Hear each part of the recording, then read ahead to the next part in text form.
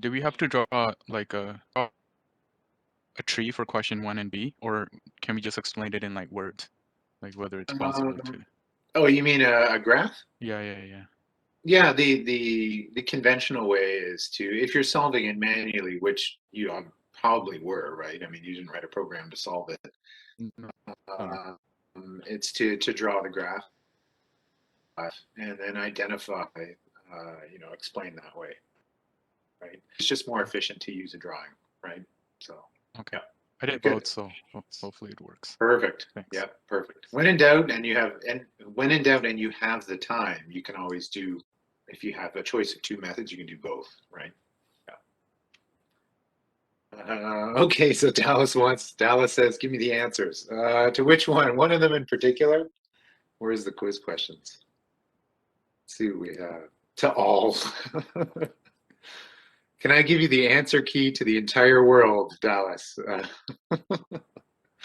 No, I can't do that, but I can definitely do it for the quizzes that I write here.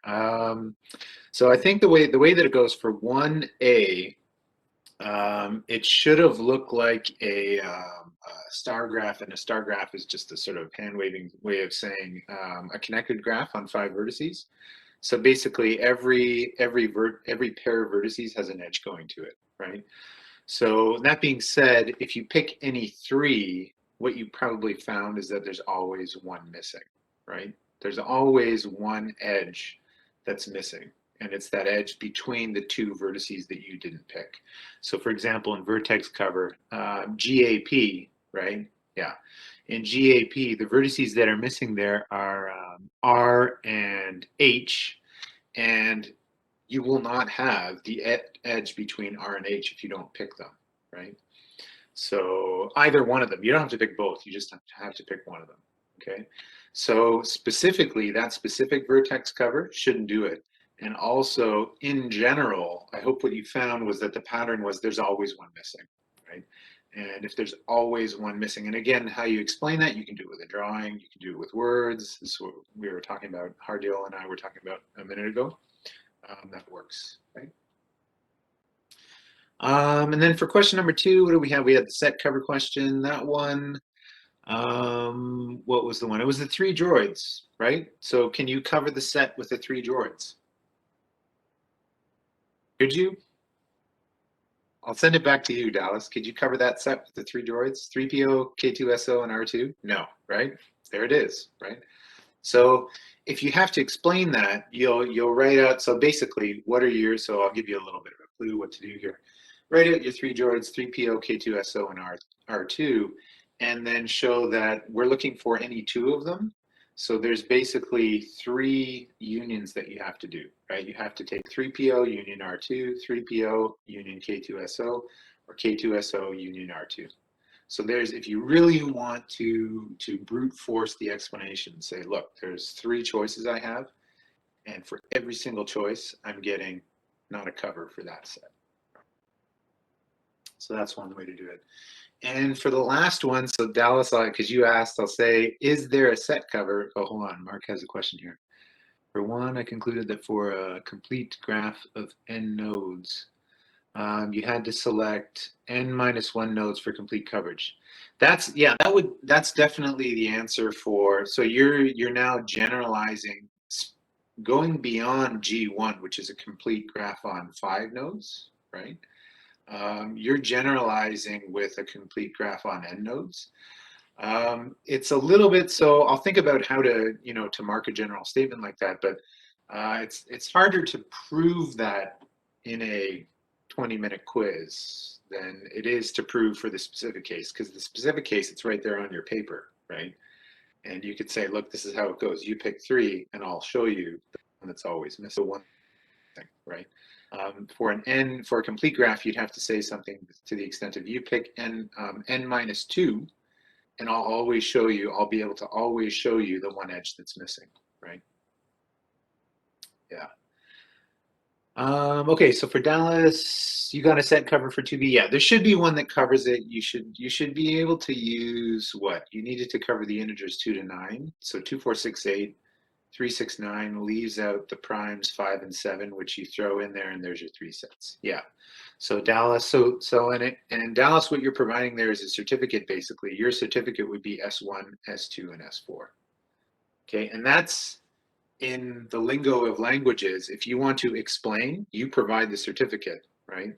So your certificate, just right there, what you said. Now, really, you should say let S1 be equal to 2468, let S2 be 369, and let S4 be 57. But I know what you're talking about when you write it down. That's your certificate. And then in polynomial time, I verify your certificate and assign you 2.5 marks for that question, right? Good. What else? So sad says for the vertex cover, do you need the K vertex? Do you need the K vertex need to share a node? Do you need the K vertex to share a node? No, you don't.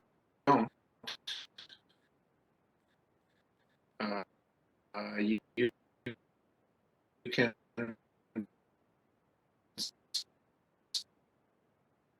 So.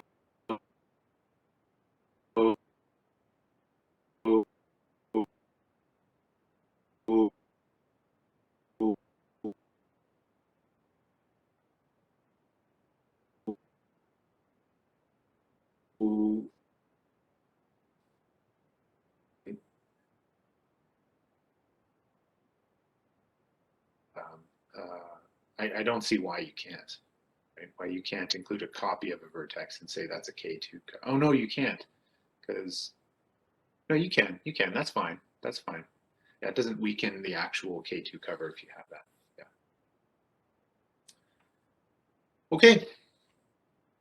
Good. So there we go. Talked about the quiz. What else can we do? So just some things to point out.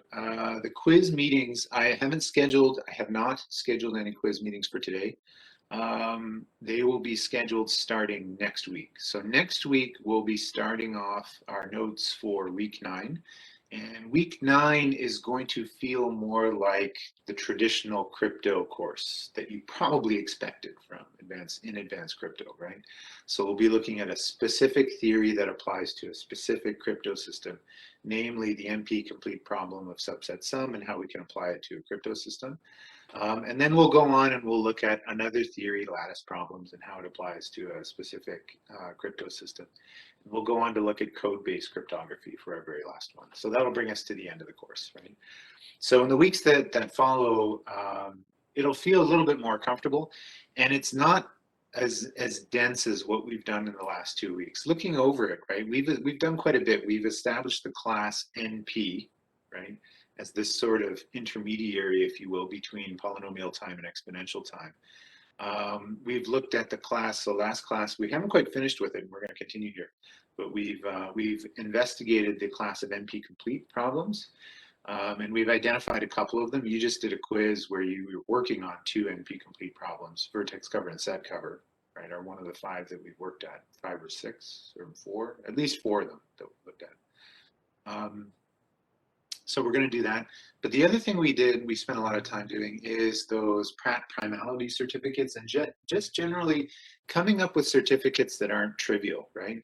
So as an example, so Dallas's certificate for the quiz question, S1, S2, S4. So I'm just going to copy and paste yours, but put it in a more, so when Dallas says this, my certificate is equal to S1, S2, S4, right?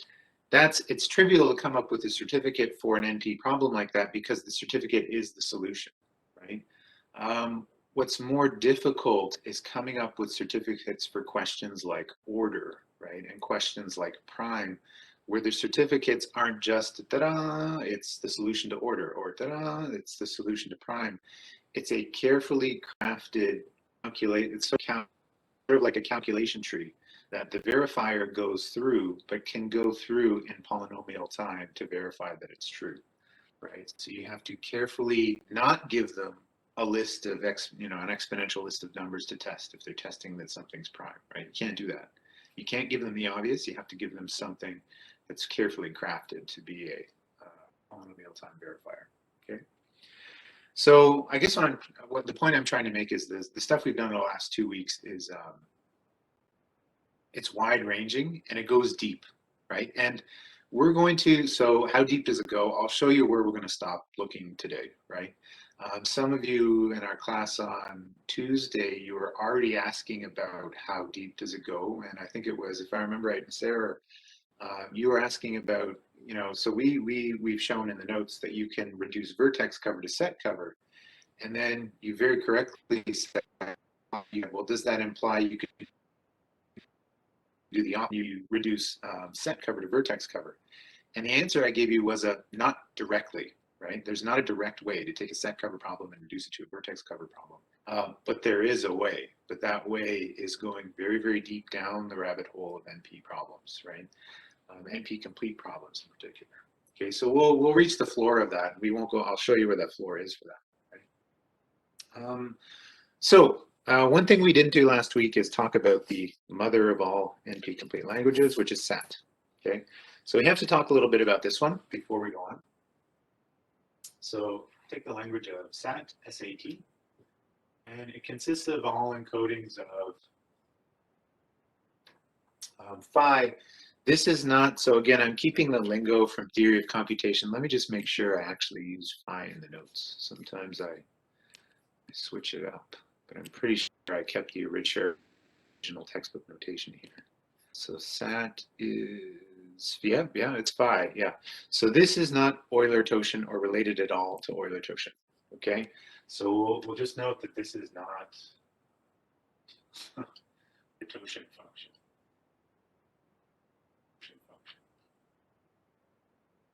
So beware, we're using the same variable label in crypto now for two things. One is a general Boolean formula, and the other one is a Toshin function. They're two completely different things. This one is the Boolean formula, okay? So, and we define it in the language, so where phi is a Boolean logic statement, right? Logical statement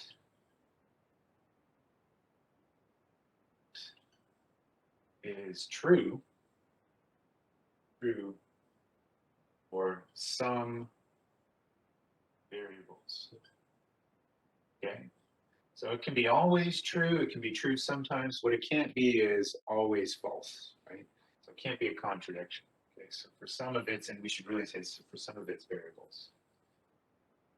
Some variables. Okay, so let's do an example of phi. So if we have phi is equal to, so here's an example. Phi is equal to P or Q. Phi example is encoding of phi part of SAT. Right? So phi is equal to P or Q. So first of all, is it a logical, Boolean logical statement? Yes, it is, right? We have the operator here. This is OR, the OR operator. So the OR. And our variables are P or Q, right? So P or Q can take on the values 0 or 1, right? So we'll say where P and Q, P can be equal to 0 or 1. Q is the other one, right? Q is equal to 0. Okay, so true, false, right? So given those values, can we make this true? And the answer is obviously yes, right? There's a number of ways we can make it true. So we can say, well, if P is equal to true, or Q is equal to false, that's equal to true. You can have false or true, it's equal to true, or true, that's equal to true. The only one that doesn't work is if we make them both false, right? So if we have false or false, that's equal to false. This one does not work, okay? But again, all we're looking is that it's true for some of its variables. Right? So for some values that we can assign to the variables, we need that it's true. And here we found 3. All you need to do is find 1 for any of these, okay? So that's that. We can look at another one. So example, that'll be example 1. We can do another quick one here, right? Example 2. let's say if phi is equal to P if and only if Q, and let's make one of these a negation. Right? So just so we recall all our logical operators, right? So P if and only if not Q is this phi set. Right? And it's the encoding really that we're looking at. We encode it somehow. Okay. So again, you can try the strategy in general for solving SAT, very similar to all the other NP-complete problems we have, is unless you see a special case where you can see the assignment of variables, is you just let P is equal to 0, Q is equal to 0, and then try that. Switch one of them over, try that, switch both of them over, try that, and then flip them. Right? So in other words, we can try if P is equal to 0 and Q is equal to 0, we end up so. In this case, if P was equal to 0, Q is equal to 0. What this means is 0 if and only if 1, right? Because this reduces to 1. Okay, and the if and only if is a matching operator, right? It says they both have to match. So this doesn't actually match. It doesn't work. So now we try 0 if and 1, not 1. Okay, and we'll find a match on this case because this reduces to 0, 0 if and only if 0. There's our match. And we could look for more, but we don't need to look for more because we found at least 1. So why not use if for if and only if? It's because this is the way we do it in the math textbooks, right? You can use, if you want to use if, so especially if you're typing it into a chat box and you don't know you don't have, say, copy and pastable, this double arrow, right? Then you can just use if. Right? Similarly here, what are some of the other ones you have? This is your if and only if. This one is exclusive OR, XOR. This is your OR. This is AND. What else am I missing? Negation, right? So this is not. Okay. But of course, for not, there's a whole bunch of other notations you can use. If your variable is, say, P, you can put a P bar over it. Or what people do, again, if you have a keyboard, you can use the tilde symbol for that. Okay. So for sure, if you're typing in your solution and you don't have these symbols available, you could just use the words OR, XOR, and if not, right? And that's fine. If you're writing, if you're reading the problems in the book, though, you have to know those conventional. These are just the traditional logical operators, right? Mathematical logic operators. Okay. So hopefully that gives a good example of what SAT is. So any questions about SAT right now? So questions about SAT. Just in case you're wondering what does SAT stand for, right? It's not, Scholastic Achievement Test or something like that. It's satisfiable Boolean formula. That's where it came from. Okay, so when SAT, it doesn't really mean what you would first, you would first think it means. It's just a satisfiable Boolean formula. Some Boolean formula where you can find the value, true, false value for the variables that makes it true. And if that case is true, then it's in fact satisfiable.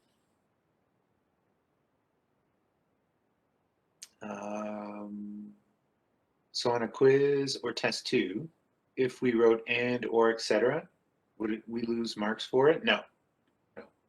You can use those. Now I'm gonna pose the questions to you using the symbols, right?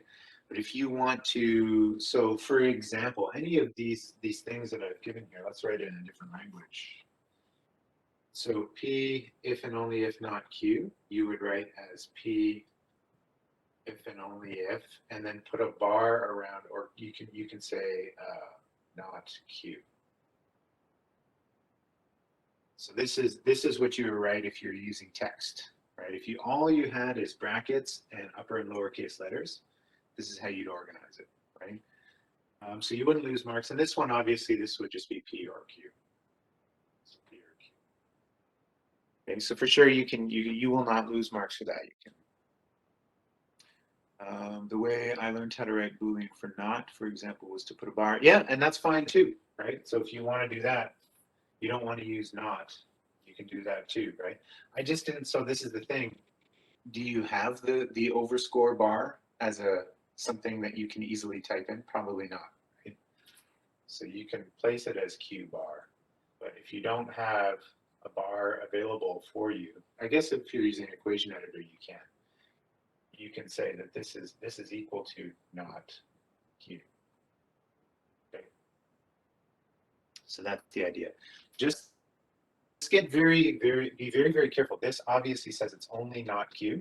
Whereas if you say not Q and then you follow it with variables, unless you bracket them, it's assumed that it only applies to the one directly adjacent to it. Okay, so use the brackets very wisely. You can start using plus and star, but those are really why? Just use or and and, right? I mean, yeah, I know that the plus is for Boolean algebra. When we did computer math, we use plus and star, or just nothing, right? So yeah, I guess you could use plus or star, right? Don't make your whatever you use too obscure, right? If it's something that like I have to look it up and what is that symbol, and then I look it up and find some obscure reference that some dude used it for some paper somewhere. That's when I'm going to go, okay, this is ridiculous. Why don't you just use the word order? Okay, so for sure, plus and star are fine as well, right? Okay, good. And as James pointed out, we have, yeah, there's the overline, right? So if you are using LaTeX, which not many of us are, but there's the overline function. So Brandon asks, is SAT used in conjunction with vertex set covers? Yeah, so Brandon, that's a good question. That's where I wanted to go next, right? I wanted to actually wanted to show why, first of all, why are we doing this in advanced crypto, and what does it have to do with NP complete problems? Why is it the mother of all problems? And we'll do that next. Okay. So Kiefer is doing his whole test in reverse Polish notation. That's exactly what I was talking about, Kiefer, right? Make it accessible. Don't write it in something that you can say, well, you know how to decode this. Okay.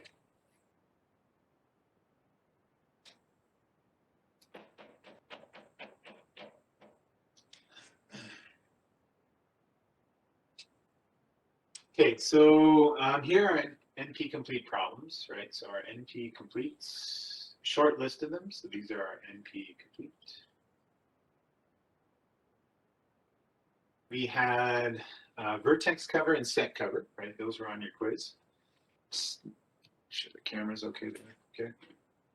So we had vertex cover,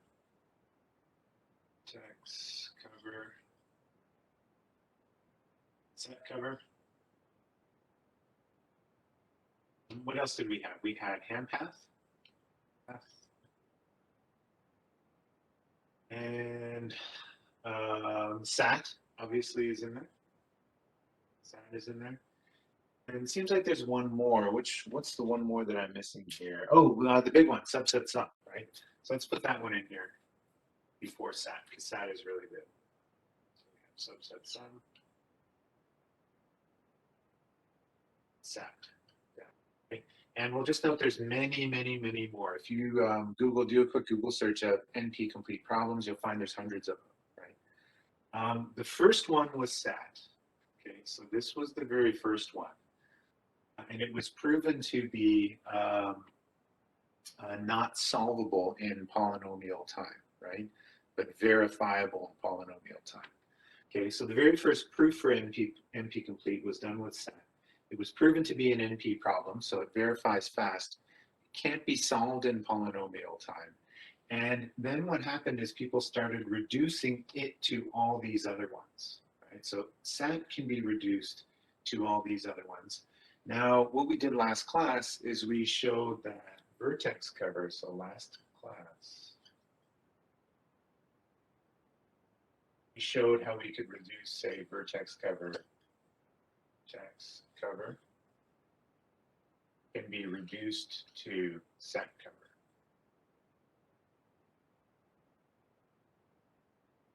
vertex cover can be reduced to set cover. Okay, and the way that we did that, we had an algorithm for it. Is basically, so remember, vertex cover, you get a graph and a k value. So in vertex cover, you're given a graph and a k value. And in set cover, you're given a universal set, a subset, and a k. Okay, so our just to hand wave through the algorithm again, we have it in the notes, is from the graph, you're going to make the edge set. So you're going to extract the edge set from this graph and set that to be the universal set. And then what you're going to do is for every vertex in the graph, you create a subset of edges, right? And those are the subsets that you populate S with. Okay, so the universal set is all the edges in the graph. The subsets are the edges adjacent to the vertices in the graph.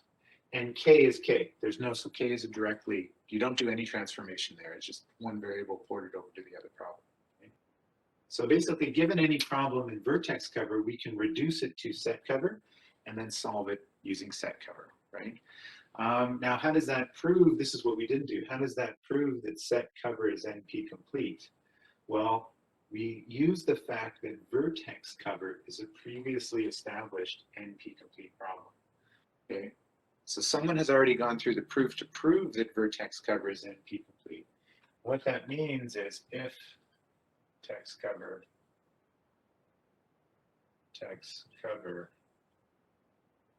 is NP complete,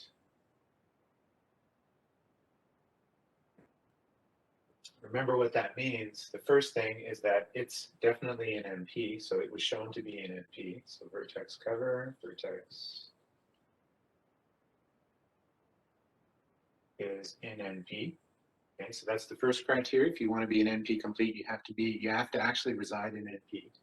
The next thing is you have to have that vertex cover. So for every other language in NP, all those languages must be reducible to vertex cover. And the way that we write that mathematically is A must be reducible to vertex cover. Vertex cover for all A in NP. Okay, so that means again, hand waving sense, the computational complexity of all languages in NP must be contained within the complexity of the computational complexity of vertex cover, right? So because it has been proven that it was NP complete, we can assume that these two facts are true. And this is why this now implies that set cover is NP complete, because vertex cover, every language in NP can be reduced to it. And we just show that that can be reduced to set cover. So in other words, we have this scenario. In other words,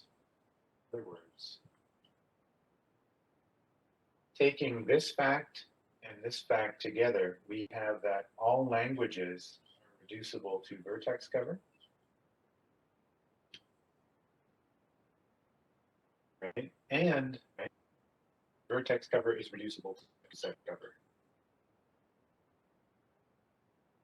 Okay, and reducibility is transitive. I don't know if you remember that from that concept from Computer Math 1, but we can say that we can now say that all languages A in NP, or every single NP language, is reducible to set cover.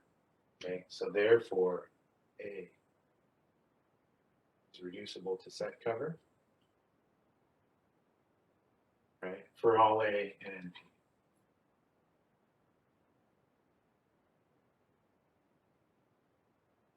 Okay, and if A is reducible to set cover for all A and NP, that's the second criteria to, in fact, prove that set cover is NP complete.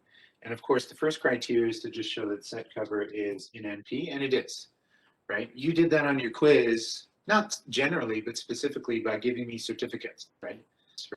So I ask you the droid question, right? Is this particular, so for the instance of set cover involving the 3 droids, is that an element of set cover? You said no.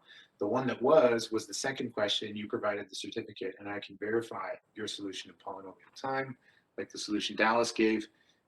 And then in addition to that, if it's a quiz, I assign you the marks in polynomial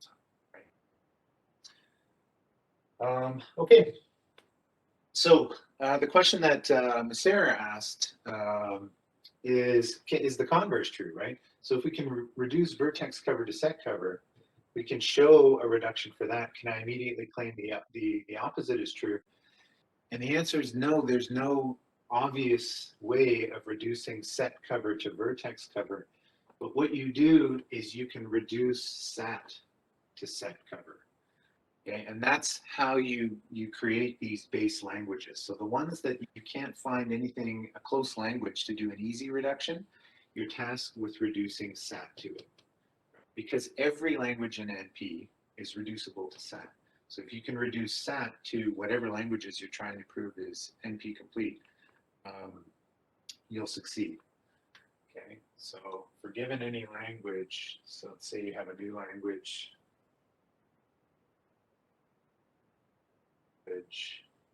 C, right? Some new language C. What you can do is find a related language B that's close to it and reduce B to C. So find related language B, show where B a related NP complete language B, say that. So related, and we'll put related in quotation marks because it has to have enough similarity that you can see exactly how to reduce it. Right? So find some related language B that's NP complete. And reduce B to C. Okay. So reduce, or let's say it mathematically and show that B can be reduced to C.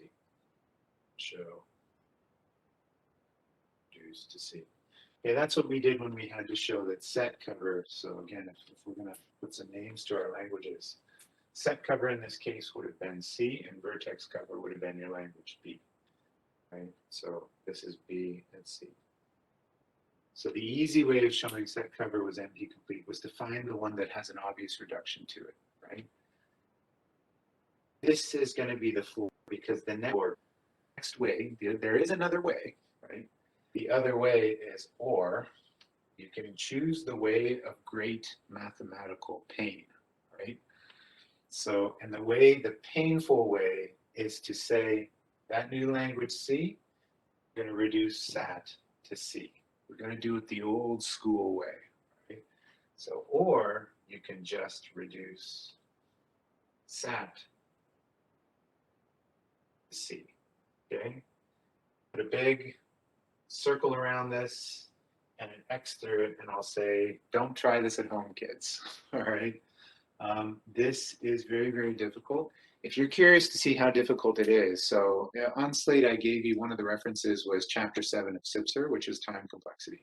If you look on that, and I cut it off at the point where he starts getting into this, right? If you look online, you can find the full version of that textbook and keep reading in the following pages. And you'll find for even very simple things like subset sum, right? Reducing SAT to subset sum, or reducing SAT to vertex cover, or reducing SAT to set cover has a floor of about 10 pages in the proof, right? Most of these problems have 10 pages just to set up the way that you're going to do it, okay? So this will be so I'll put a big X through it and I'll say, we're not doing this, okay?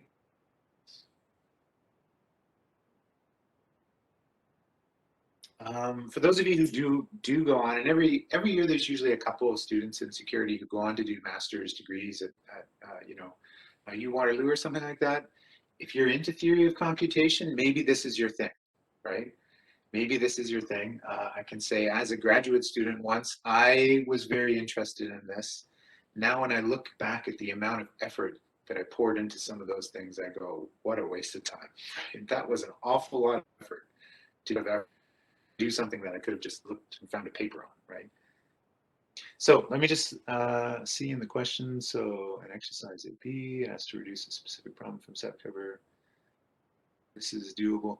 Yeah, so Sarah is asking another question. I gave you a problem. So again, flipping this around, set cover to vertex cover in the general case, that's what I'm talking about here. That's not easy to do. But if I create a set cover problem that has an easy representation as a graph, then it's doable. Okay, so I'll add that maybe here just to clarify. It's the general case of set cover to vertex cover that is very difficult. Okay, it can be done. We're not going to do it. But in 8.2, you have a doable 8.2b, I think it was, right, Ms. Sarah? Yeah, so 8.2b, there is a case of set cover that happens to be a graph, right? So if you're given a special case, there's a case of set cover that's a specific case that happens to be a graph.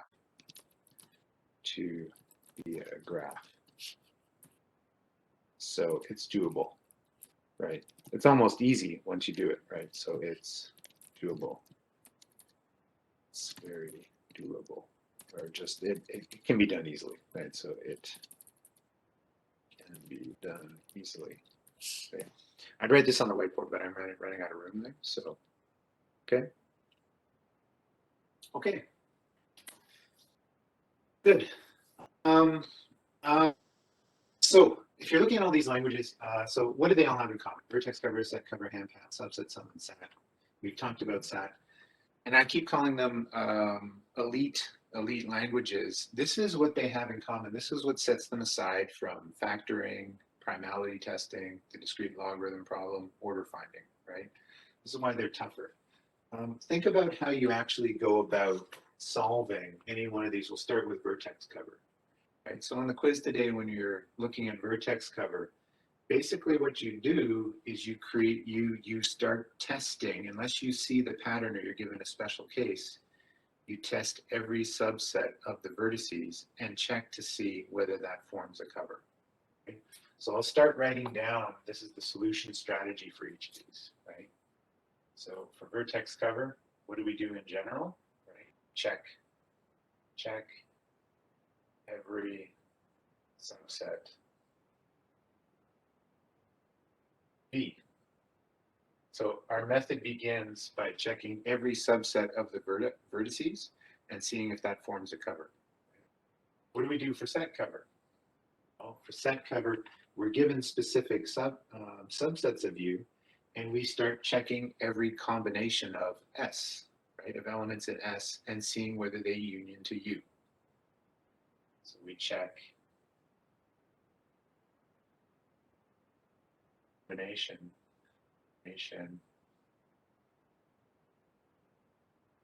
S, right? Set cover, we're given S, okay? And vertex cover, we're given a graph. What do you do for hand paths? So remember hand paths, it's a graph, and you need to find a Hamiltonian path from S to T. Unless you can see it or you have some special structure where it's obvious what it is, what you have to do is start checking every combination of edge, all the edges that exist, to see if they're a path and to see if it's a Hamiltonian path from S to T. So check every combination, and it's not really even combination, now it's a permutation, right? So check every possible path or every permutation edges, and then I'll leave the dot there, but basically you check every permutation of the edges that you're given and see, first of all, is it a path from S to T? Second of all, is it a Hamiltonian? In other words, does it pass through every vertex exactly once, right? Finally, for the subset sum problem, what you do, remember subset sum problem, you're given a bunch of integers, and you have to find some subset that sums to the T value. Unless there's some pattern that you can see behind the actual set that you're given, you check every subset of integers and add them and see if they equal to T. So check every subset of S dot, dot, dot, and see if it's equal to t. Okay, and now I hope you see the pattern behind these NP completes, right? They all start off with, take the object you've been given, look at some parameter of that object, and check every possible combination, permutation, subset of that parameter. And that's really what SAT is. Okay, so when you look at the method behind SAT, it says here's a Boolean formula, here are the variables. You simply construct a truth table, and the truth table is all possible true, false settings for all the variables. And you see if you get a 1. Speaking for SAT, what you're doing is trying every possible true, false for every variable and seeing if any one of those results in a 1. Okay, so we check, check, check. Possible true, false, true or false, nation,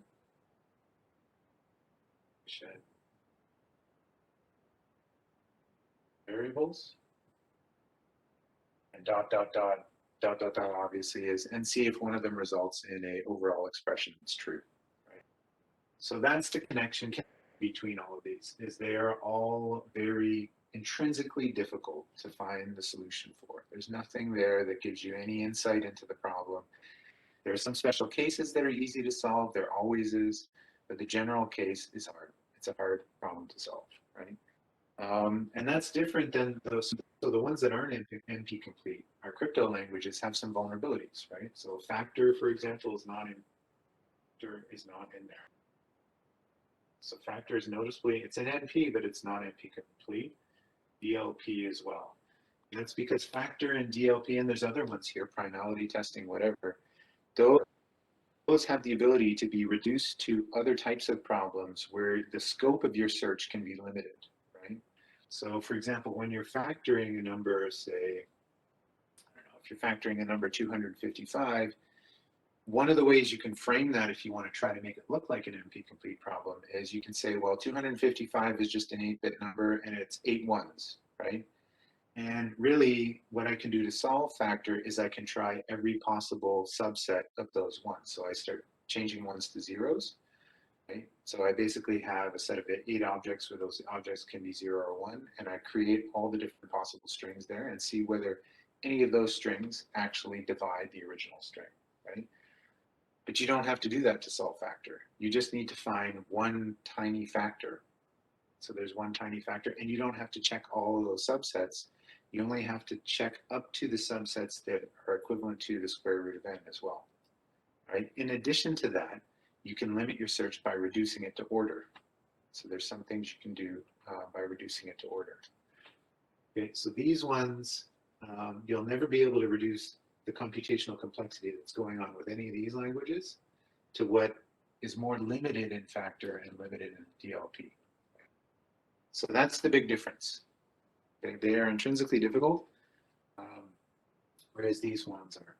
Okay, and that doesn't mean that there's, that factor is a, that there's a security issue there just because it's not NP complete. It's still a very difficult problem to actually extract the factors, right? But it turns out, at least these days, it's not that difficult to just determine whether it's composite, right? And in fact, if you've been, I don't know how up to date you are in the latest factoring algorithm or latest primality algorithms, but there is a way just to determine whether a number is composite in polynomial time, right? I think it's called the AKS or AMK or something like that. There's about 15 years ago, a group of 3 researchers came up with something that won a bunch of prizes in math, and they figured out a way in polynomial time to test whether a number was prime or not, right? So it could put it in prime or factor, but it can't tell you what the factors are. Okay, so our essay is still safe for now, but we can identify whether a number is part or a member of factor in polynomial time right now. Okay. So where does that leave us in terms of, so that was, the tail piece of what I wanted to do. So let's now take a look at the other questions. So all the other questions are doable now. Hopefully you've had a chance to work on them. So why don't we do this? Why don't so all the other questions are doable now. So let's say 8.3 to 8.8. Okay, so try 8.3 to 8.8 if you already haven't done so. And we'll take a little 10-minute break here, and then we'll come back in 10 minutes. So let's say, okay, let's make it a 14-minute break. So it's now let's round it up to 1:20, and we'll take a 14-minute break until 1:30. And at 1:30, if you have any questions about anything we've been doing, any of those problems, I can do some of those on the whiteboard. And in the meantime, I'll take a picture of this, although I suppose it's not that helpful, but I'll do it anyways. I'll take a picture of the whiteboards and put them on Slate too. Okay, so let's take a break until 1:30, let's call it. Okay, so see you back here at 1:30.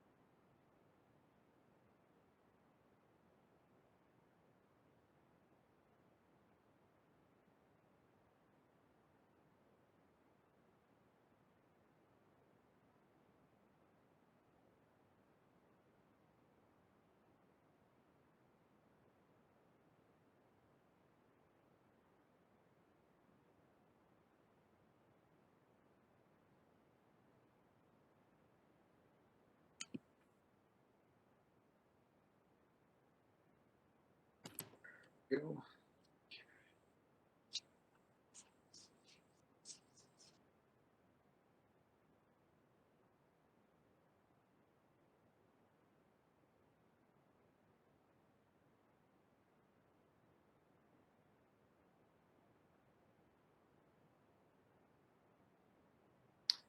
Okay, so we're back. Any questions about, just open it up to questions about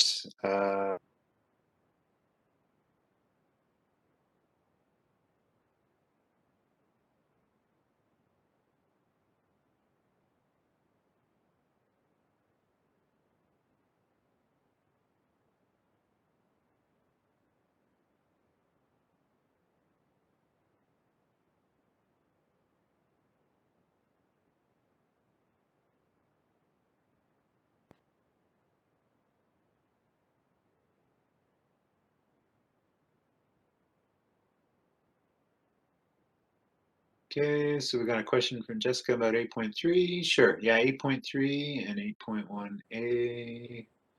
Well, let's first things first. 8.1a, that one. Let's get that one out of the way. So that one is there we go. That one. Can you find, yeah, so can you find two nodes that cover that graph, right?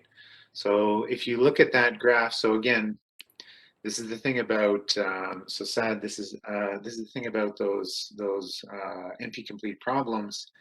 When you look at this one, it's not obvious, so you try all pairs.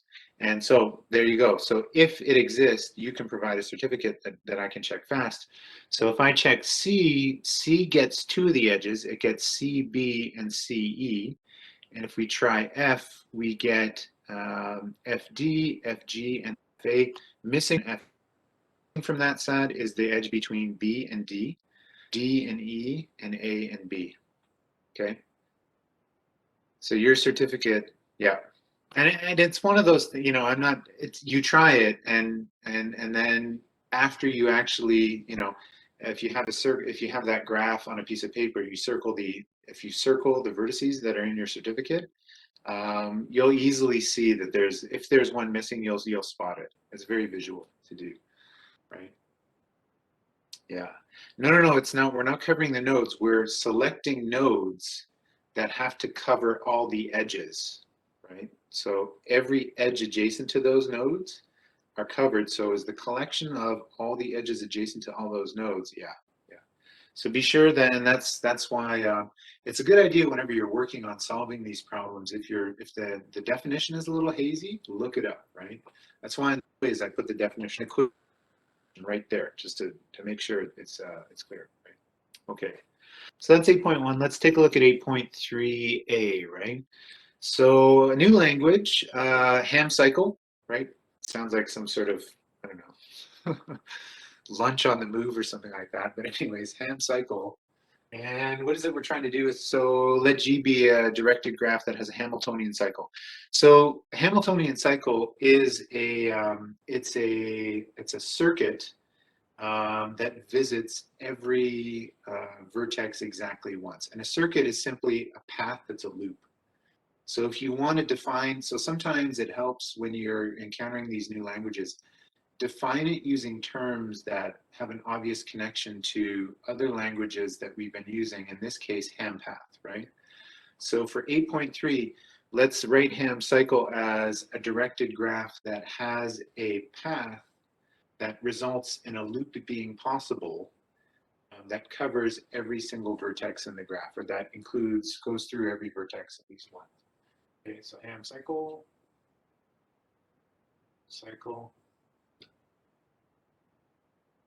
It's the collection of all graphs such that the graph G has a Hamiltonian cycle, right? So G is Hamiltonian cycle.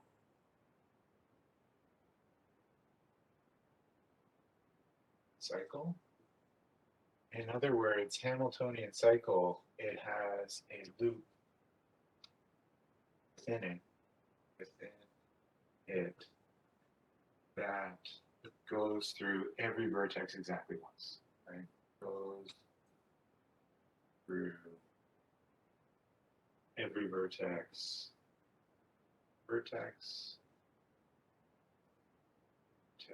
exactly. Okay. So let's define it in terms of the way we've already defined some parts of ham path. And now we need to show that ham cycle is complete. So so if something's going to be NP complete, it has to be in MP. So that's going to be our first step. Okay, so step one, show ham cycle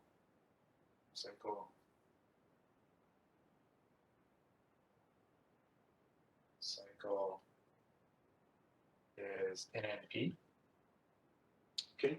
And to show that it's in NP, all we need to do is write a polynomial time. So write a verifier for it and show that the time complexity of that verifier is polynomial time, right? And ham cycle is one of those languages where the certificate is trivial, it's just the answer, right? So if someone claims there's a Hamiltonian cycle in a graph, we say, okay, give me that cycle, right? Give me that loop that includes every vertex in the graph, and then all I have to do is check that that loop exists in the graph and in fact goes through every vertex exactly once. Okay, so that's how we would do that. We build a verifier, or a V ham cycle.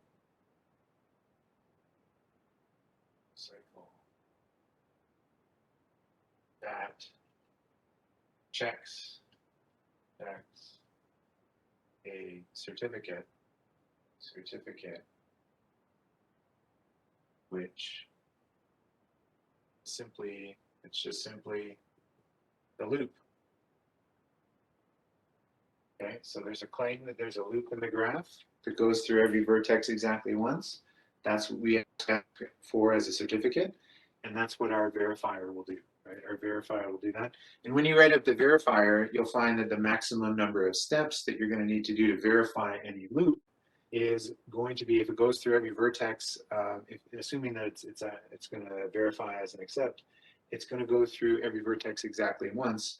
So that's going to involve, if there's m vertices in the graph, it's going to involve at least m checks that those edges are valid, right? So we have nothing at all that's growing in exponential time. The time it takes to verify a ham cycle is basically linear in terms of the size of the graph, right? So yeah, you can make the verification process take longer, but it means you need a graph to be bigger and bigger and bigger, right? So Brandon asked, would a ham cycle exist in G is equal to A? That's a good question. Let's write that. So A, a directed edge to itself. So this as an aside, if this was a graph, I'd have to say yes, right? It visits every vertex exactly once. So on any other graph, you'd have, the usual way these things go would be, for example, a graph going like this. Just making a pretend graph here. So this would be A, C, D,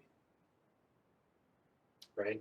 So do you have, this one you don't have a ham cycle in it, so let's create something that maybe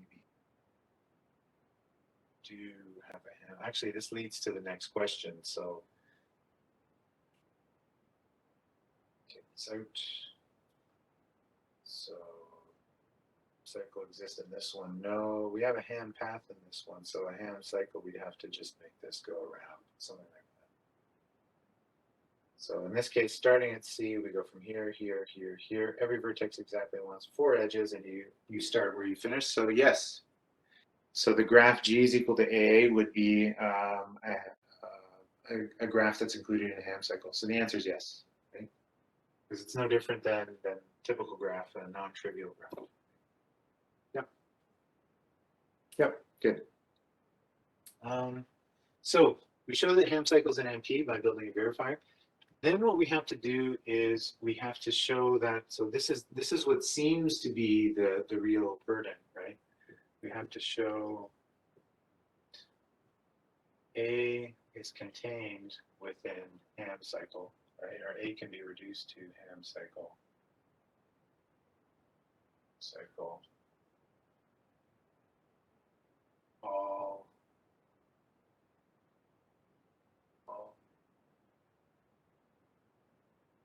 Okay, so this is the definition for it to be NP complete. Show that it's an NP and show that every other language in NP is reducible to it.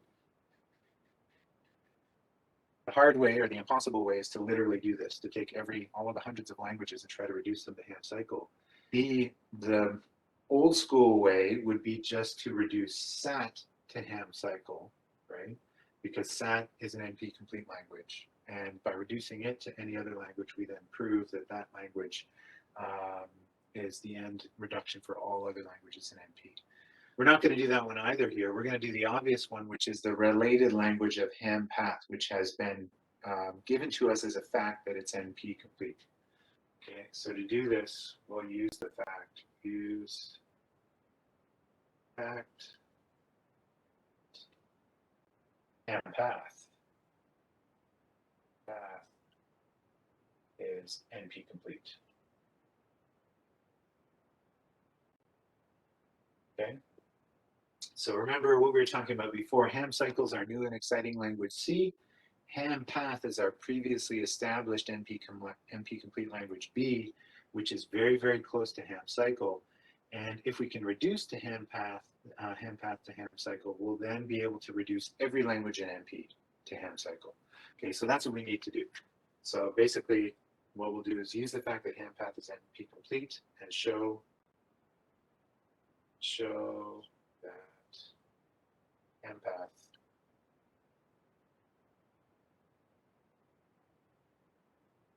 reduces to ham cycle. Okay, and to do that, we can you can start with a specific example, right? So basically, we need a framework for showing any problem posed to us in terms of here's a graph, does it have a Hamiltonian path? I can reduce that to the problem of finding a Hamiltonian cycle on a similar graph, right? And so let's get rid of these examples that we had before, and we'll hook up. So let's say, for example, our graph is, and this is the graph I was originally drawing. Let's say we have from here, here's S, our start, something like this. Let's go around here. Okay, so this is E, and let's make it actually so that it has so we can go this way, or we can go this way, or we can do a crossover. There we go. Okay, so there's start, there's terminal, we'll make this one A, B, and C. Okay, so this is our graph in ham path, right? Path where we're given G, S, and T. Okay, and we're basically saying, is GST in ham path? Right, and the answer to this one is it is. We can start at S and go from S to A to B, B to C, C to T, right? And that is a path that goes through every vertex exactly once, right? So maybe we'll just show what's the solution to this. It's going here to here, here. Okay, so there's our ham path, right? But what we want to do is not solve it by finding the ham path. We want to solve it by finding a Hamiltonian cycle, right? Now the issue with this one is there is no Hamiltonian cycle in this graph. But can we create an instance of a graph that has a Hamiltonian cycle if and only if this graph has a ham path? That's what we want, right?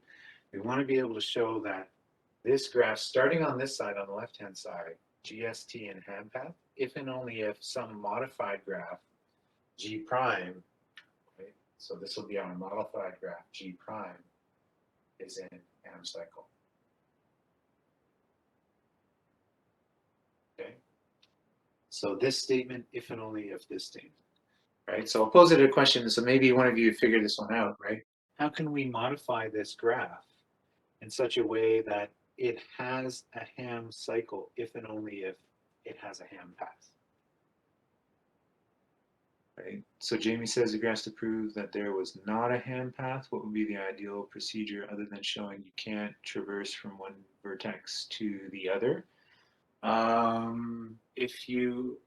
So remember, if you do not have the ability to provide a certificate, right?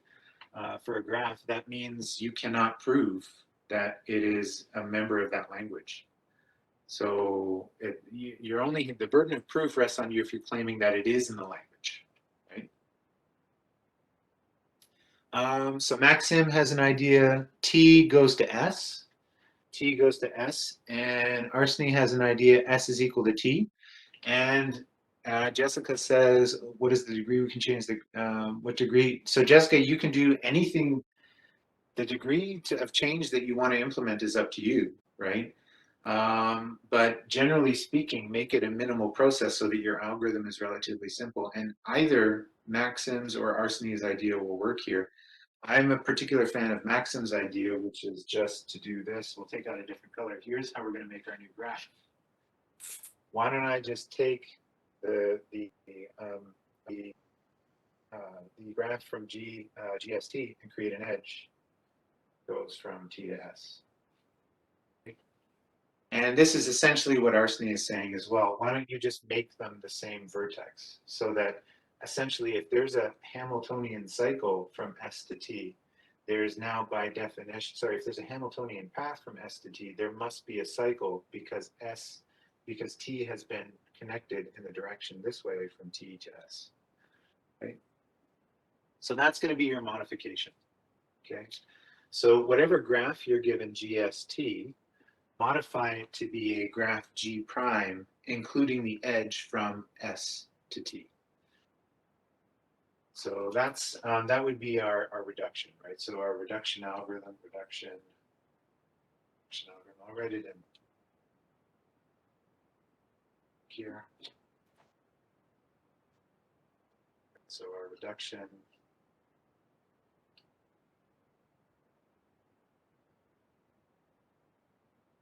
to take GST and create a new graph G prime, which has a directed edge from S to T. Okay, it would be take encoding of GST and construct new graph G prime, okay, new graph G prime with an edge from T to S.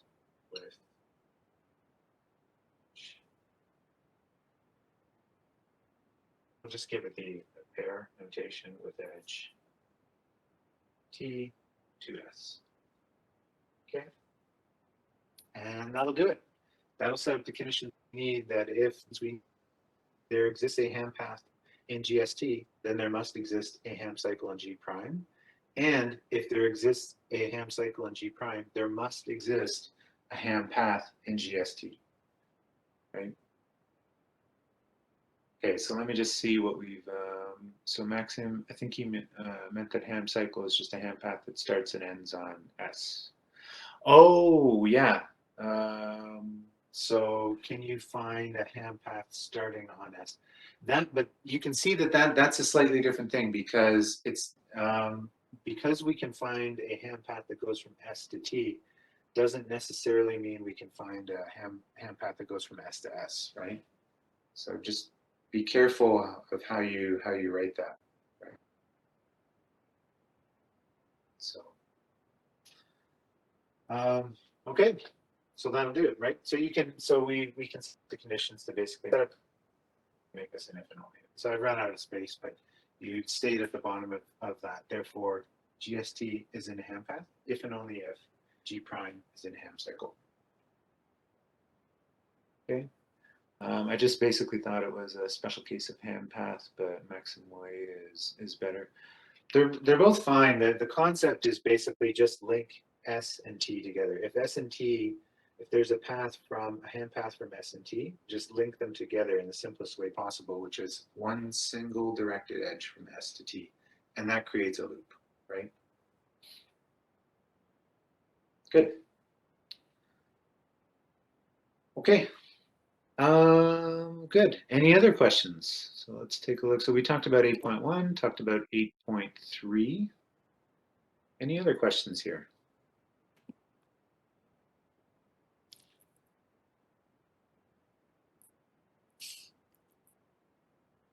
right? And if it's too, tedious to type them all in, you can always turn your mic on too.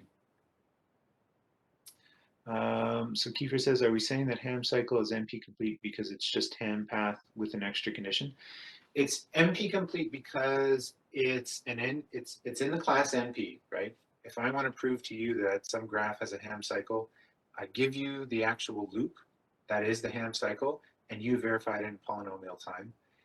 And I can reduce ham path to ham cycle, right? So I can take ham path, which is an NP complete problem, and I can solve any instance of a problem I've been given in ham path by solving it in ham cycle.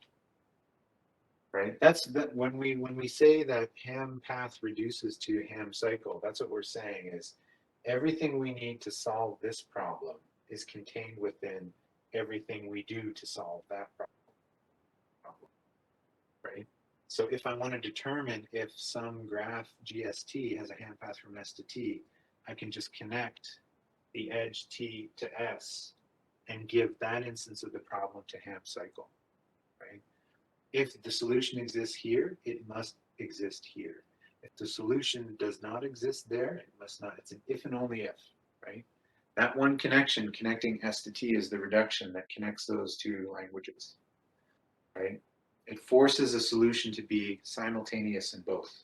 Or if there's not a solution in one, that implies there cannot be a solution in the other. Okay, that's why we're saying ham cycle is NP complete, right? We've shown that an NP complete language can be reduced to ham cycle.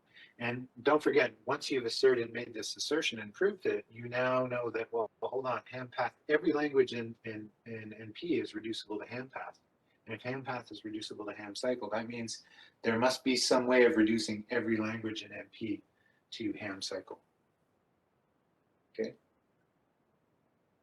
So Jamie says, for the final, is it cumulative or sectioned after the midterm? Now there's too much stuff to make it cumulative. It's going to target what we're doing this time around, right? So week 7, 8, 9, 10, 11, 12, right?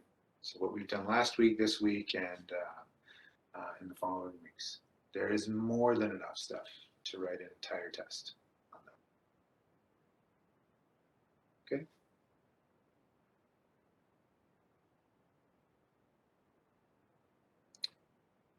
Are there any other questions?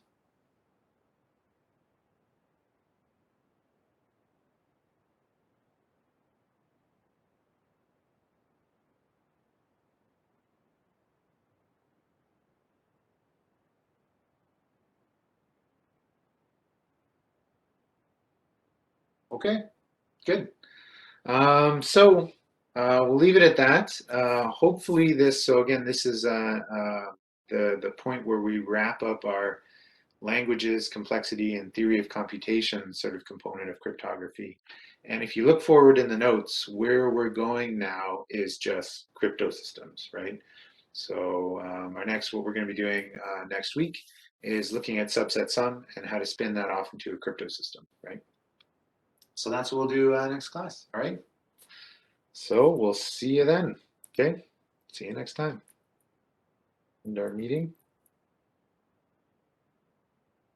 Okay, see you next time.